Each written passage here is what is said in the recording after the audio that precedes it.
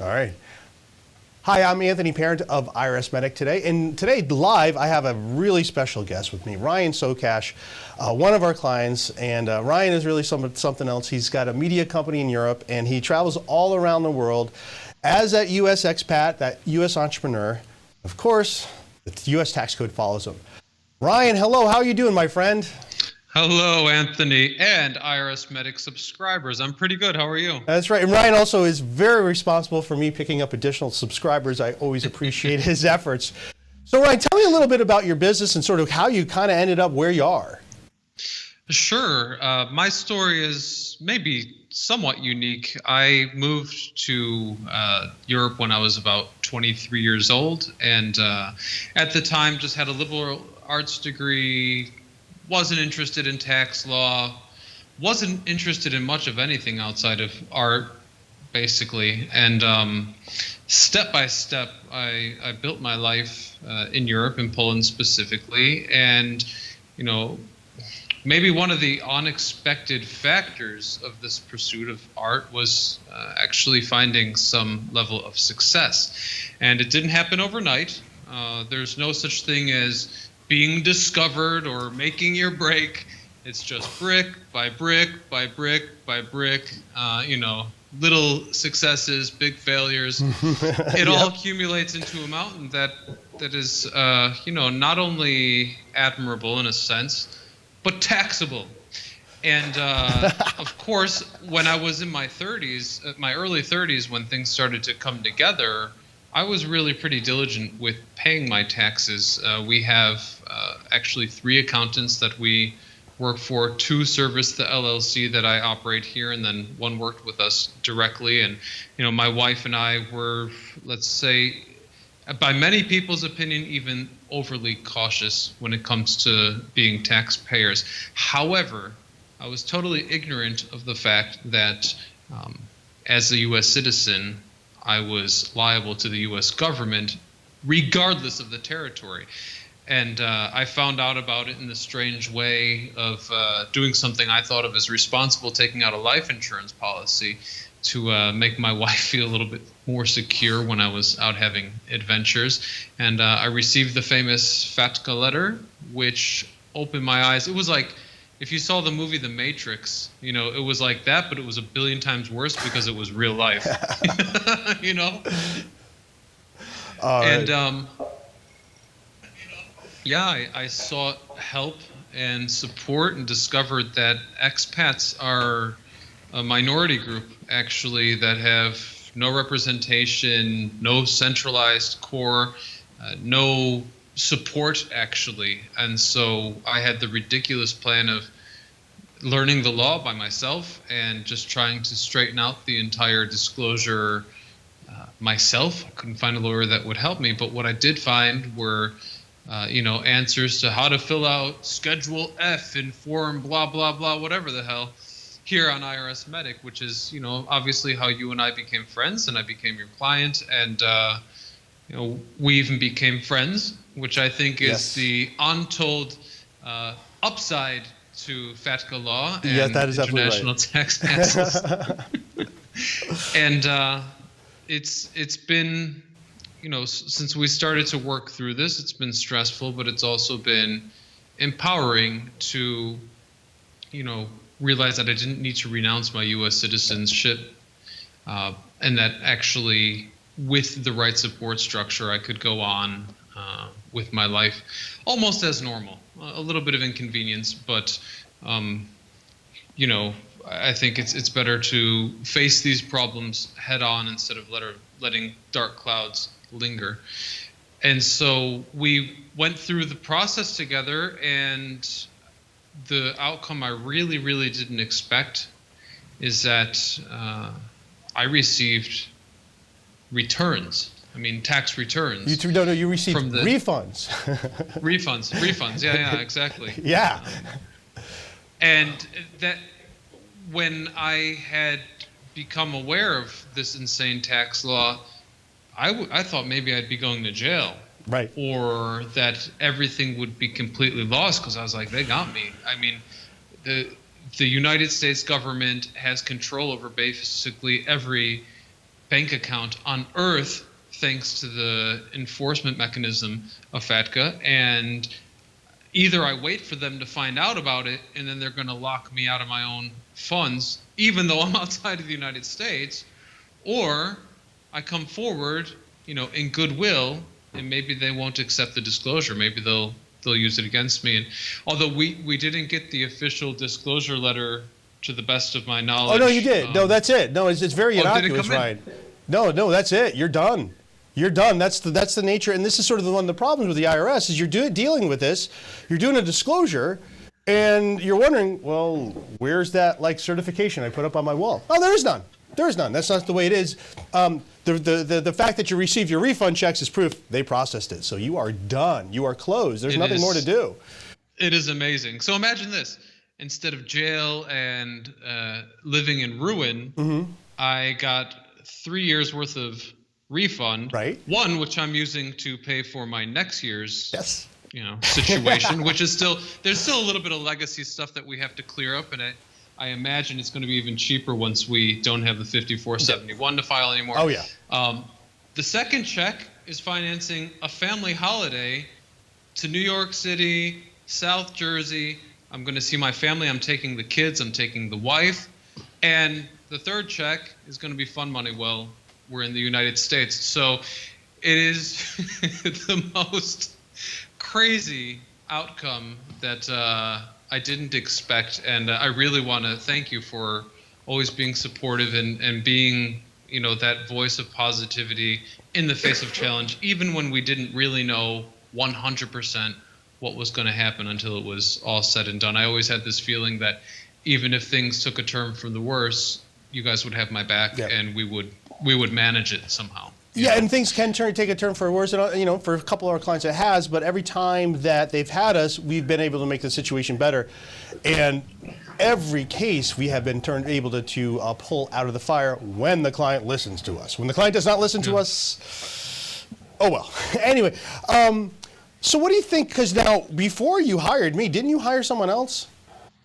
Yeah, that is I think the most distressing part about this bounty that the U.S. government has over the people who leave the country.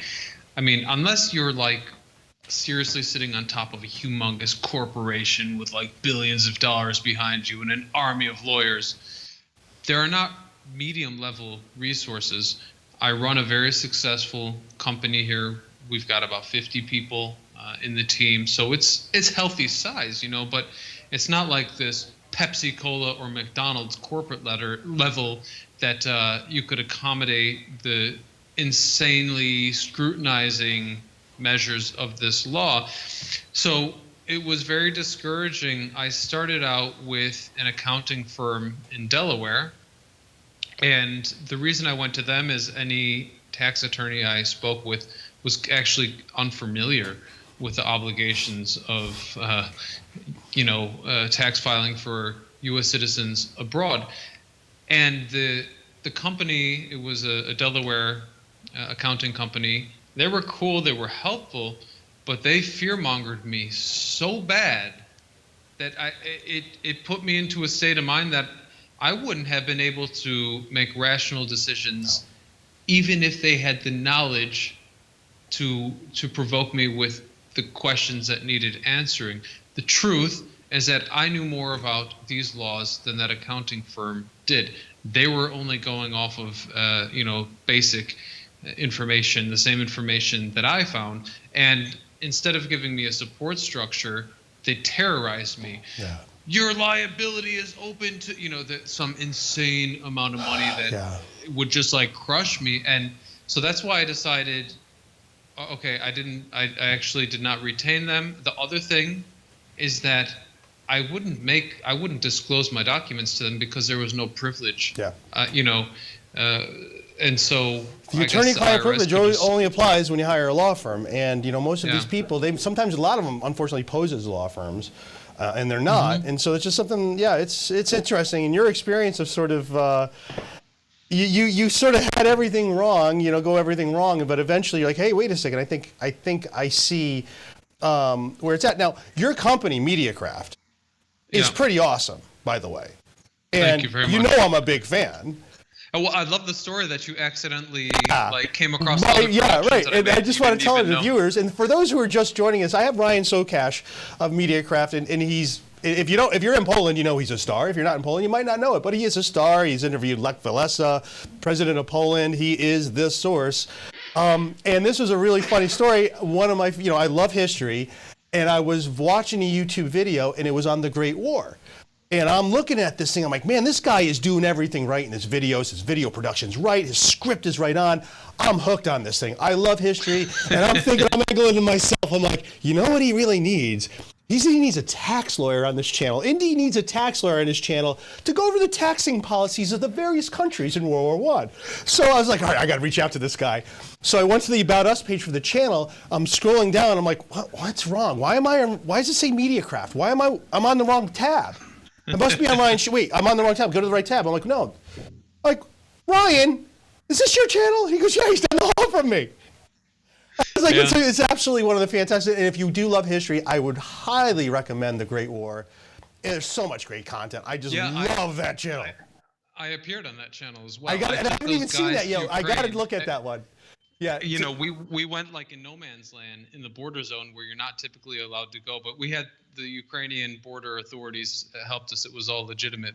And I love those guys. And it's interesting because you could look at it in two ways. I mean, one, we made a lot of reach, but two, it's a small world simply. And I think for people who care about issues that affect society as a whole and are vocal about it are bound to come together. And that's why I can't say, and I never thought I'd say something like this, I can't regret the situation. I don't feel the same level, actually I don't feel animosity about it as I did when I was first confronted with it. I had it about as wrong as you could have it without being willfully in violation of these laws, right? And I think it's also a sign that the U.S. government, as unfair as these laws are, they play by the rules, right? I got a refund despite the fact that I'm living in a different territory, right? So the rules go both ways, and that's something I didn't imagine, and that's something that actually I appreciate about it. And I try to look at it, people say that being American is a privilege. I don't know what exactly to say to that, but I do know one thing is for sure. You're not American by your blood, right? Anyone can move to America and become American. So it's almost a little bit more like, joining a mafia family or a gang. You're in and you're not going out. It's as simple as that. Well, not easily, not without taking some ridiculous measures. And so I'm more motivated now to use the opportunities provided by my dual citizenship and by my U.S. passport. And I hope that leads to more prosperity and more opportunities with MediaCraft, with other ventures, and with relationships such as the one that I formed with you and your staff. Quite frankly, I mean, everyone there has been so cool, and they accommodated me as a colleague. Yeah, every time that I was in the office, and when we came in with our camera operator from Poland, we went to the staff room, we ate lunch with the people, and I think it's exactly what you need for anyone who is in crisis. There was one other attempt that I made to retain a law firm, and they offered similar services to IRSMedic, but at like more standardized package prices. And so I thought, okay, I can deal with this. It's going to hurt. It's going to cost me some money, but this company also has it figured out. The problem was when I called them up, it wasn't like speaking with your office. There was something so very unprofessional about it. I felt like I was speaking to a call center. Yeah, you were. That was someone who knows absolutely nothing about this law. And I didn't even stay on the phone with them for 3 minutes because I figured if something goes wrong, I'm going to be on my own, for one.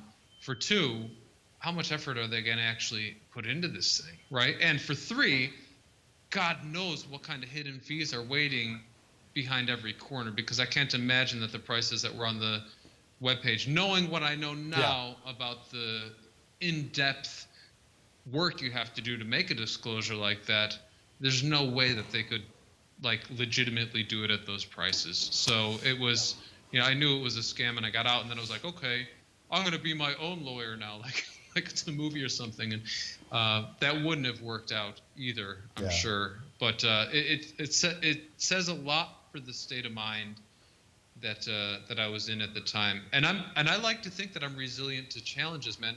I'm sitting here in the office. You hear the sirens right now? Not quite. Oh, yeah? Well, yeah. Those are politicians driving down the street because a few blocks that way is the president of Poland's resident, like the equivalent to the White House. This is the most expensive street in the country. And so to have 250 square meters of studio space in this location, it takes some effort and some challenge, if you know what I mean. Some real revenue. Real revenue is going to be required there.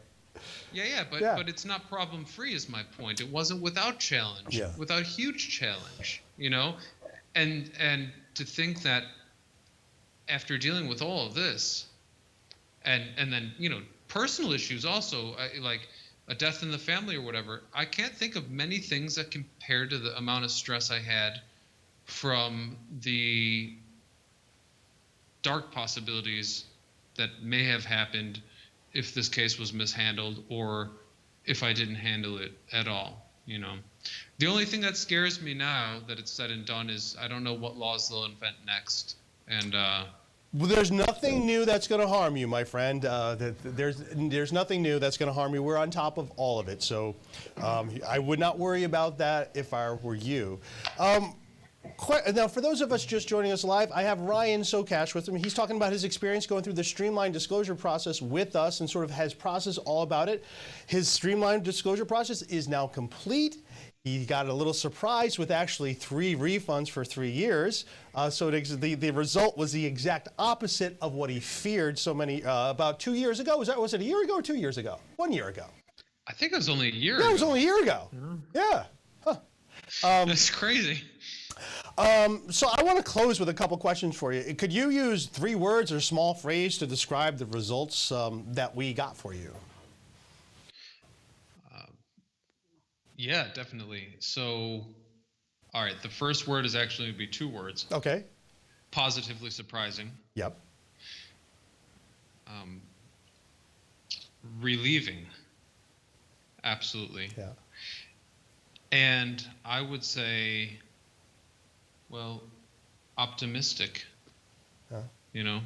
Generally optimistic. Generally optimistic, yeah. All right. Yeah, definitely. So, the dark clouds have passed. It rained a little bit. It got a little bit windy.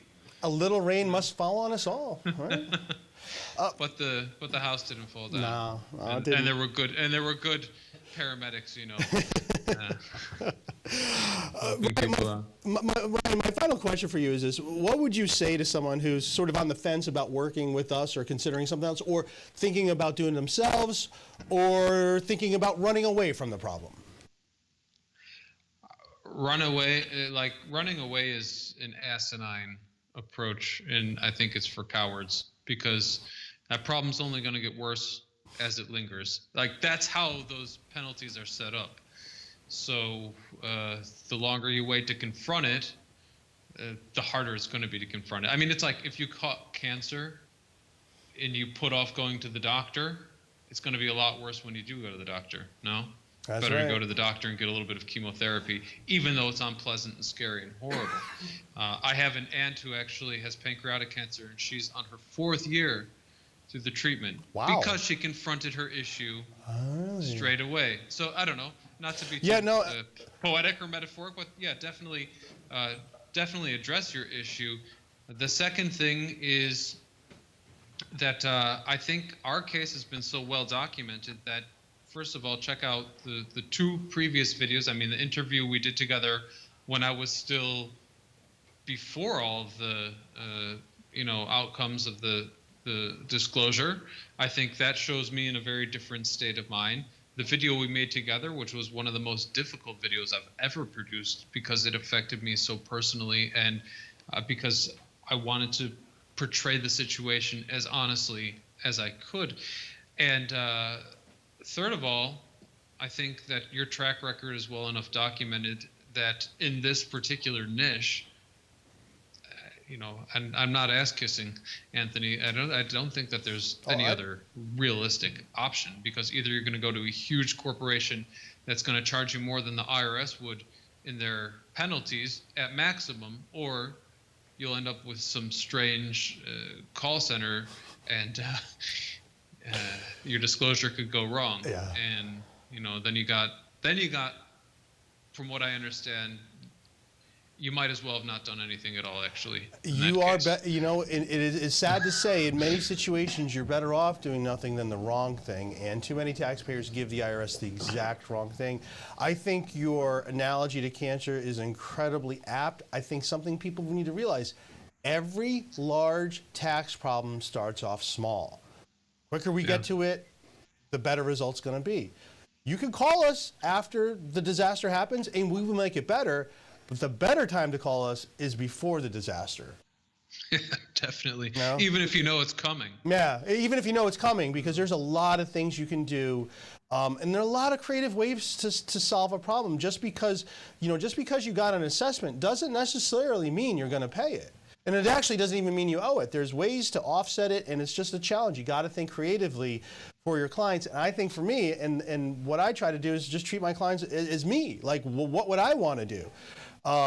I really don't want to pay too much to the IRS. I'll be honest. It's I think they get enough. And I really and when things get complicated, that's exactly the time not to run away, because that is likely where you're going to find the opportunity within those complications, because so many people actually don't understand the rules that well, and you're able to come in with well-supported arguments that make complete sense, and they're going to accept it because you've just sort of overwhelmed the system with logic and facts, right? Yeah, exactly. I think if you're in the midst of crisis, just learning about these laws as I once did, you have got to approach the situation, regardless of how sadistic it all seems at the time, with positivity and optimism. Because if you go into it negative, and if you don't focus on small solutions that add up massively, into a final kind of solution, you won't get through it. And that was the other thing about the disclosure that I think people need to understand. It doesn't happen overnight. It takes time. You have to work diligently at it, but step by step, you get there. And now I feel like I shed 1,000 pounds. Like it's a really, really nice feeling, actually, not to have that hovering over me. And I'm definitely going to diligently stay in compliance. And there actually also, and Ryan, there actually is a difference in your demeanor from when I met you earlier. When I saw you in June, when I saw you in November, and then when I saw you in LA last month. When I saw you in LA last month, you were a little tired, but you were relaxed. I was jet lagged. But yeah, I was relaxed. It made a huge difference, and it's also you're relaxed. And not only are you relaxed, you were onto some big things in LA there too. And I don't, I wonder, would your mind have been there if you had this way in the back of your head? Like, why would I want to do business in the U.S.? This is just going to attract attention. The IRS is going to come. Yeah, you can't succeed when you're carrying burdens like that. Yeah, and it's operating. I'm the managing director of this company, and I'm not the main shareholder. So I still have to disclose in 5471 with my authority over the bank accounts. So when you start mixing that into business in the United States and large sums of money, it's just too risky altogether. So yeah, no question about it. This was, especially in my case, necessary. And anyone who has ambition to keep achieving that next step in their professional life, they shouldn't hesitate with this. It's necessary. Well, that's awesome, man. I think you're on, Ryan, I'm just having such a thrill watching, your career take off and watching your successes. It's such a thrill. And to know that my team was a part of that just fills me with so much pride. And Anthony, I'm happy that you're focusing. I think you'll help a lot of people. Also, just doing these interviews, and building this YouTube channel, there's no one else like that.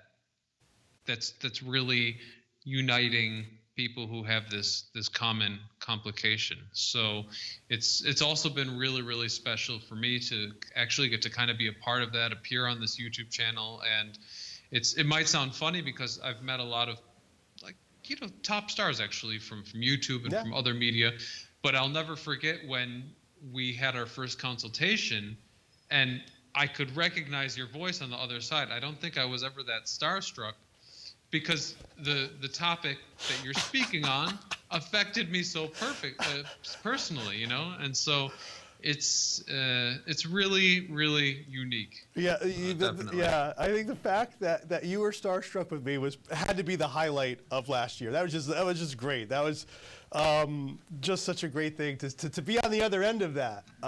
It's just really fantastic. I hope people can experience that. It's really, truly remarkable. And as you sort of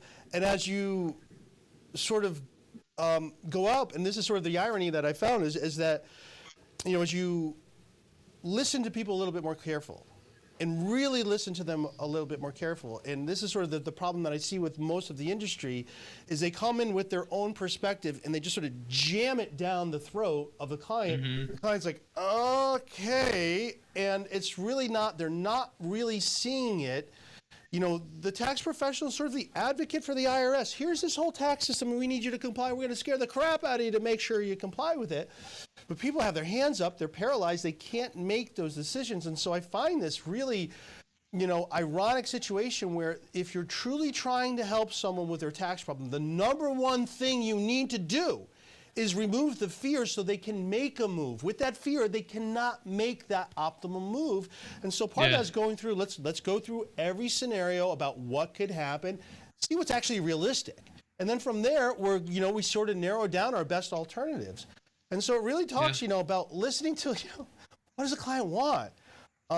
And I do find, and it is a very sad state of affairs. And I think, the tax industry has it pretty good, I guess. Because people are required to use them, essentially required, because the tax code's so complicated. You're really you're nuts to do it by yourself. As clients. What's that? I love how they refer to us as clients. Oh, customers, right? They call customers. Yeah. First, if you do call the IRS. By the way, for those just joining us, I have Ryan Socash with me live, and we're talking about his experience on the streamlined disclosure. Greetings, everyone. Greetings, everyone. And we're just talking about this fact: when you call the IRS and you're on hold, it will say, "Please hold while we assist other customers." And I'm thinking to myself, I'm more of a captive than a customer. So if we could sort of maybe change that to reflect the reality of the situation, that we really don't get a choice in any of this, that would be fun. Ryan, any closing thoughts for us? And I know I know we're going to see each other in June, hopefully sooner than that. Any closing thoughts for us? Well, it was fun seeing you in Los Angeles, definitely. And I enjoyed my previous 2 visits to your office in Connecticut. We'll see each other in New Jersey. And I hope that you'll come visit us in Warsaw sometime. But actually, I'd like to share a piece of advice that one of my other lawyers had given to me about 6 months ago. She got pissed with me, actually. And she was like, "Ryan, you speculate too much. Stop speculating. Let me do my job." And I think for anyone who's going into one of these cases that has a billion, I bet you if you got a mathematician, he wouldn't even be able to figure out how to calculate how many possible outcomes there might potentially be based on those laws, because those laws are insane. And if you remove speculation as a factor, once you do retain legal representation, I think that helps almost more than anything to get through the process. Then you become like a passenger that's sitting in an airplane where there's a little bit of turbulence, but it's a nice airplane, and you know that there's a pilot up there who probably flew in the military and through war zones and stuff, so the turbulence is no big deal for him. And with that and a little bit of positivity, maybe going to the gym, even to exercise and release the stress, it's totally, totally doable. So yeah, those are kind of my closing thoughts. And thank you so much for having me back on the show. It's always a pleasure for me. Always a pleasure. I always look forward to Ryan. Hope to have you on soon. And please put in that good word with Indy for me. Yeah. Really wouldn't mind being on that. Wouldn't mind being on one of my favorite channels. I really wouldn't. I already told them about you, so Fantastic. we'll see what happens. All right, this is Anthony Parent of Parent IRSMedic, and for Ryan Socash, thanks for joining us today.